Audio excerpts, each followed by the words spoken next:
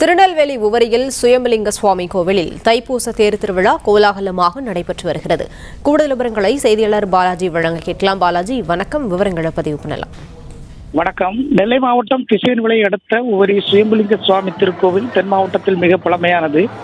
இந்து சமய அறநிலைத்துறைக்கு உட்பட்ட இக்கோவில் வங்கக்கடலோரம் அமைந்துள்ள நிலையில் சிவன் சுயம்புவாகவும் சிவபெருமான் பிட்டுக்கு மண் சுமந்ததை நினைவுகூறும் நிகழ்வாகவும் பிளாப்பட்டியில் கடல் மண்ணை தலையில் சுமந்து நேர்த்திக்கடன் செலுத்துவது இக்கோவிலின் தனி சிறப்பு.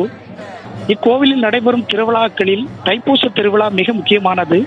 கடந்த 3ஆம் தேதி தைப்பூசம் கொடியேறிய நிலையில் இன்று 9ஆம் திருவிழாவை முன்னிட்டு அதிகாலையில் கோவில் நடை திறக்கப்பட்டு சுவாமிக்கு சிறப்பு பூஜைகள் நடந்தது.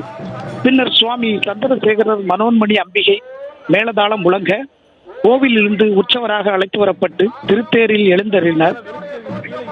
காலை சபாநாயகர் வடம் பிடிக்க ஆயிரக்கணக்கான பக்தர்கள் ஓம் நம சிவாய பக்தி கோஷத்துடன் தேரை இழுத்தனர். தேரானது 4 ரத வீதிகளிலும் உலா வந்து கொண்டிருக்கிறது. இதில் குமரி, நெல்லை, தூத்துக்குடி மாவட்டத்தைச் சேர்ந்த ஏராளமான பக்தர்கள் கலந்து கொண்டனர். விவரங்களுக்கு நன்றி பாலாஜி.